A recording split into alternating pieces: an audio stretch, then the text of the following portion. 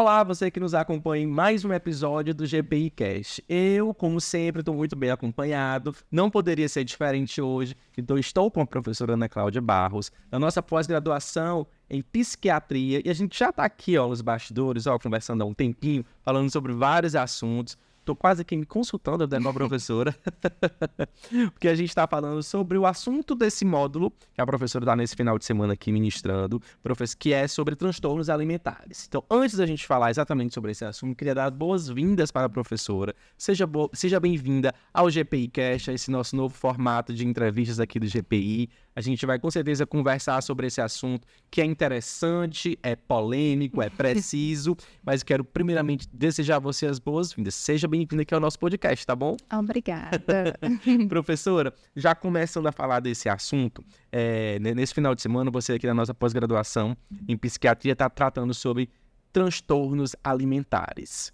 Queria que antes de a gente começar a falar de forma esmiuçada, você falasse o que são os transtornos alimentares. Muita gente não sabe ainda. Nosso GPI Cash, ele é acessado, ele é visualizado escutado por várias pessoas, alunos do GPI, não alunos, quem está aí, a sociedade de modo geral, vai no nosso site, vai no nosso Instagram, e acreditamos que esse público é um público que a gente pode chegar e trazer muita informação. É o que você vai trazer a partir de agora. O que são realmente esses transtornos alimentares? Os transtornos alimentares são realmente transtornos onde muitas vezes a pessoa tem uma relação difícil com a comida, com a alimentação. E aí eles são anorexia nervosa, bulimia nervosa, transtorno de compulsão alimentar, a PICA, a TARI, que é a abreviação de transtorno restritivo evitativo, e também tem o transtorno de ruminação. Nossa, é muito transtorno. Sim. E esses três últimos transtornos são mais relacionados à infância, né, que a gente falou que é a TARI, né, o transtorno alimentar evitativo restritivo, a PICA e o transtorno de ruminação são mais relacionados com a infância.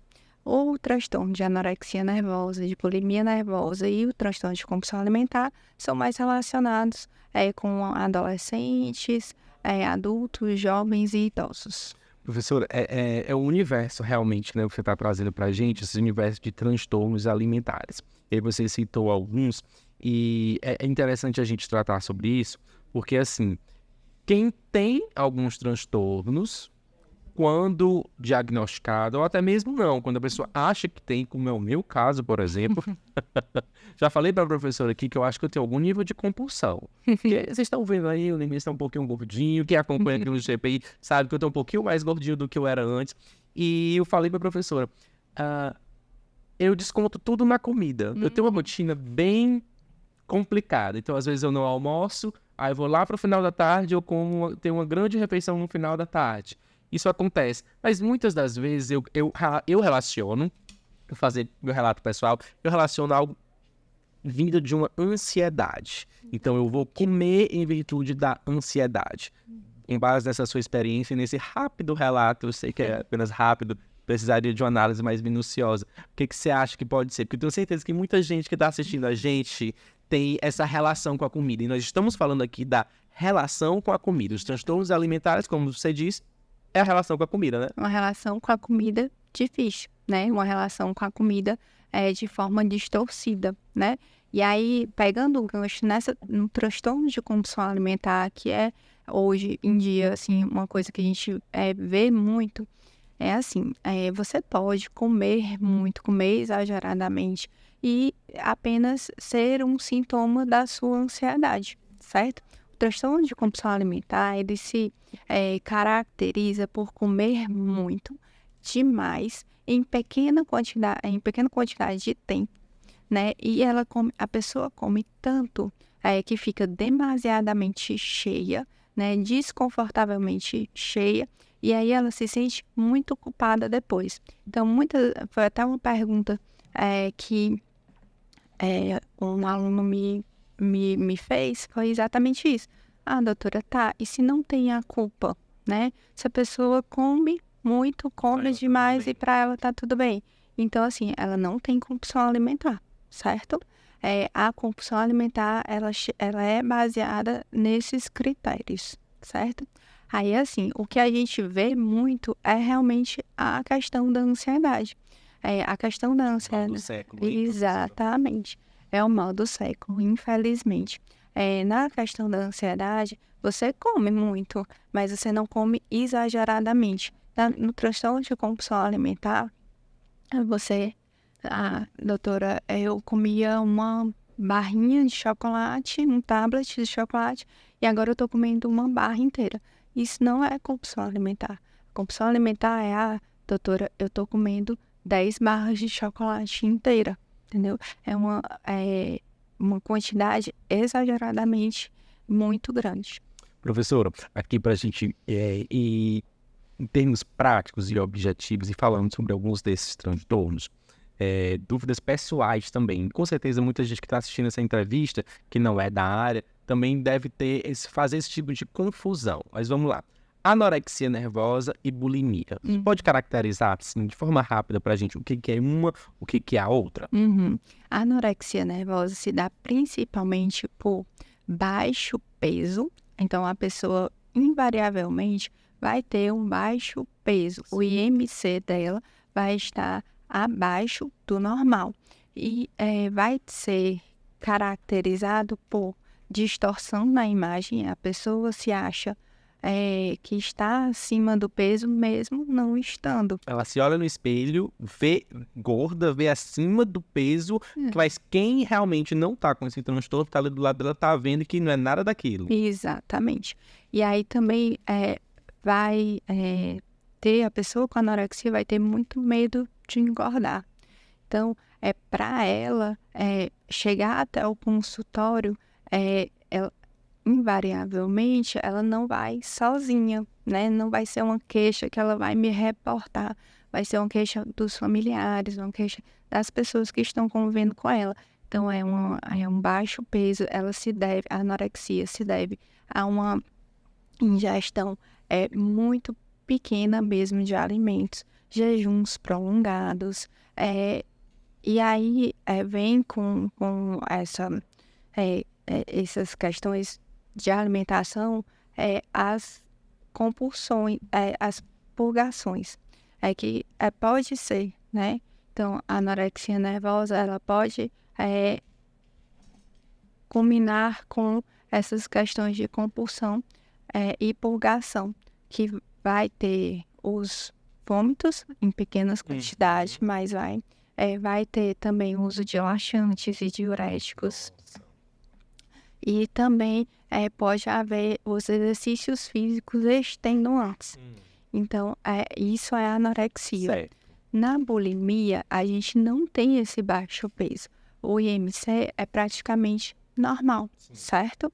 Então, assim, a pessoa ingere uma quantidade de alimento, mas se sente culpada depois, e aí vai para os episódios de purgação, que geralmente são os vômitos.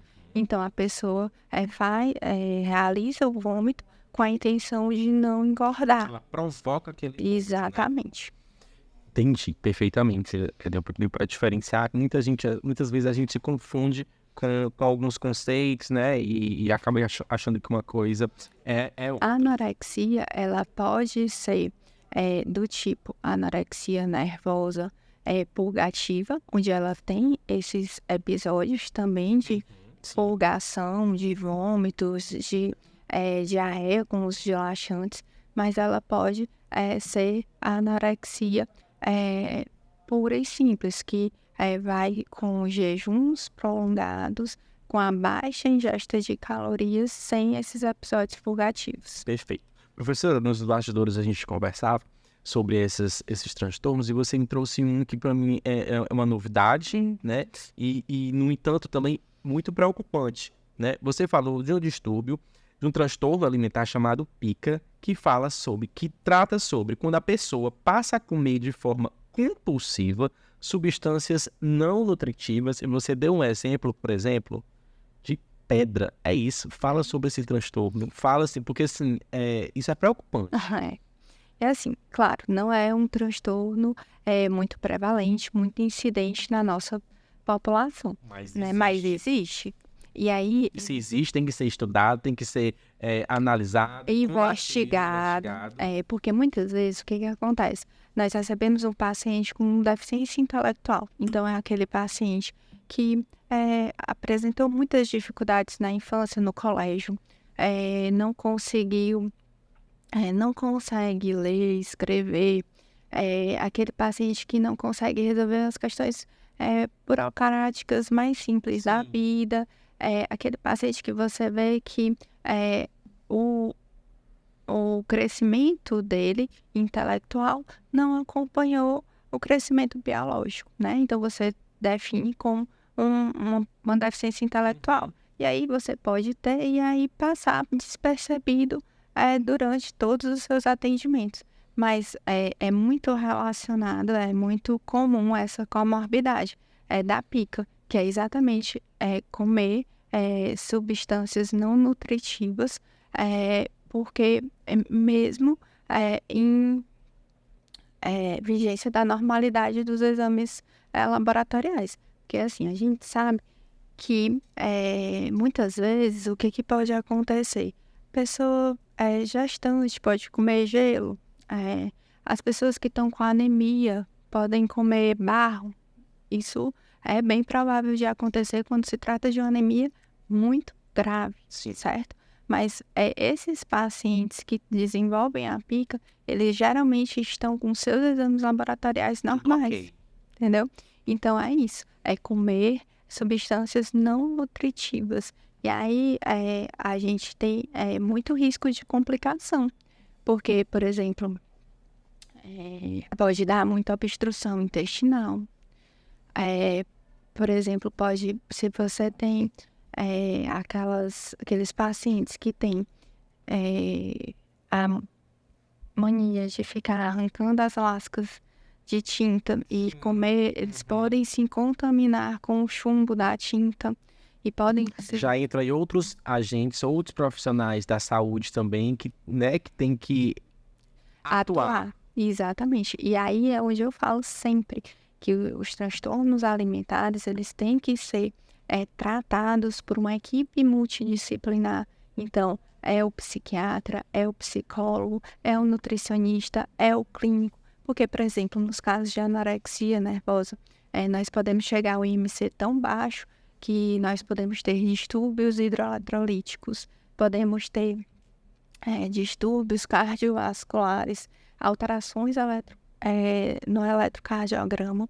Então, assim, São muitas as sequelas, São as possíveis muitas. consequências. e aí, às vezes, a gente tem que entrar com a internação mesmo, para poder equilibrar esses pacientes do ponto de vista clínico. Interessante você dizer isso, porque você não está puxando a sardinha só para o lado do psiquiatra, para o lado do psicólogo. Você está justamente pedindo ajuda, dizendo, olha, isso aqui é uma tarefa de todos nós, nutricionista, médico, todo mundo aí da área da saúde tem que intervir e tem que atuar, porque esse atendimento multidisciplinar, né, a saúde como um todo, né, professora, ela é assim, ela é interligada, vocês estão sempre conversando com os outros demais profissionais da saúde, de outras áreas, e quando se trata de atender pessoas, de tratamentos humanizados, esse entendimento tem que ocorrer de uma forma ainda mais específica. Porque, por exemplo, você traz um exemplo de um transtorno como esse, onde a pessoa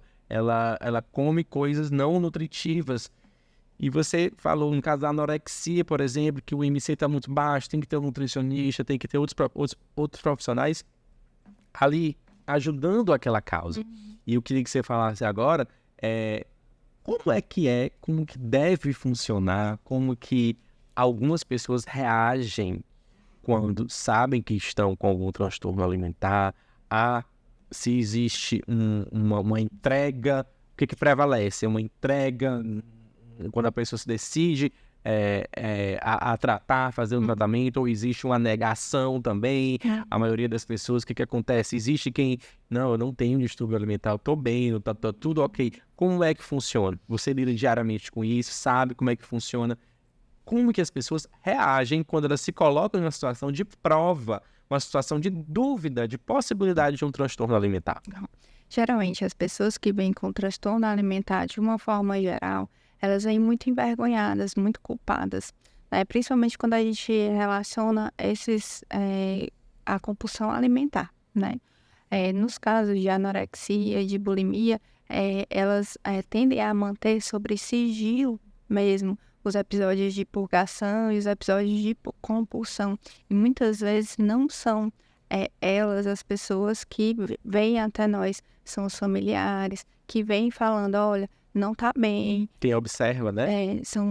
As pessoas, são a rede de apoio que mais sofre nesses casos, né? Que tanto o paciente sofre bastante, mas a rede de apoio também sofre. Então, assim, no caso da anorexia, no caso da bulimia, é um transtorno que a gente tem esse difícil tratamento, porque muitas vezes eles não se sentem doentes, entendeu? Então, para eles estão ótimos com aquele peso, entendeu? E a gente sabe que o IMC abaixo, o IMC abaixo vai trazer, além de alterações psíquicas, mas também traz muitas alterações globais, orgânicas para o indivíduo. Verdade, posso compreender. Professora, para a gente encerrar esse bate-papo aqui, que está muito esclarecedor, eu queria que você trouxesse aqui para a nossa entrevista como é que tem sido os nossos alunos na sala de aula, como é que eles têm recebido essas informações, essa gama de informação, de conhecimento, como que tem sido a troca, né, sobre esse tema. Você já mencionou aí que teve um aluno que fez uma pergunta, se o paciente não sente culpa, então não é um transtorno, como que tem sido essa troca? Fala pra gente um pouquinho como que eles têm absorvido. A gente sempre pergunta, sempre faz questão de perguntar isso aqui para os professores, que a gente sabe que o aluno do GPI, ele é diferenciado. Então, a gente sempre pergunta como que tem sido lá esses momentos com os alunos nesse módulo de transtornos alimentares. Olha, tem sido uma surpresa muito boa. Assim, os alunos, eles são bem interessados. E aí, eu comecei esse módulo fazendo a seguinte proposta para eles. Eu disse, olha, gente, vamos botar aqui, eu vou distribuir uma folha. E aí, vocês vão colocar realmente o que você sabe, quais são os transtornos. E aí, depois da aula, a gente vai ver o que foi né, qual foi a evolução, né, desse conhecimento. E aí, assim, é muito gratificante porque você vê o interesse em aprender, você vê que realmente eles não faltam, eles se comprometem, eles tiram dúvidas, eles trazem para a gente algumas informações, até mesmo que a gente não tinha na aula. Então, é muito interativo, muito bom. Que bom ouvir isso, saber que os nossos alunos estão se desenvolvendo, se capacitando com quem sabe muito, com quem não mede esforços para trazer conhecimento, para discutir, para aprender também, né, professora? Que o professor também acaba aprendendo. Então, eu faço questão de agradecer aqui a professora Ana Cláudia Barros, nossa professora da pós-graduação em psiquiatria. Muito obrigado por esse momento aqui, por essas informações, esses esclarecimentos. Ao passo que você ministra aula aos nossos alunos e você também aprende muito lá com eles. A gente está gravando aqui esse bate-papo, coloca na rede social, coloca no site do GPI e as pessoas, a sociedade, de modo geral, pode também beber um pouquinho dessa fonte, ter um pedacinho da sua aula também e o que é mais importante, pessoas que estão assistindo que talvez se identifiquem com alguma dessas situações aqui, possam procurar ajuda, possam reverter essa situação, porque a gente está aqui, acho que a palavra-chave é saúde. Então, vamos promover saúde, vamos discutir saúde, vamos falar sobre saúde, né? Que é o nosso bem maior, é a nossa saúde. Professora, muito obrigado. Você vai voltar aqui mais vezes, tá bom? Vou sim, pode deixar. Professora Ana Cláudia Barros, nossa entrevistada de hoje, você está sempre acompanhando aqui nos nossos bate-papos. Eu estou sempre assim, ó, discutindo, falando sobre saúde com quem sabe e sabe muito. Até a próxima.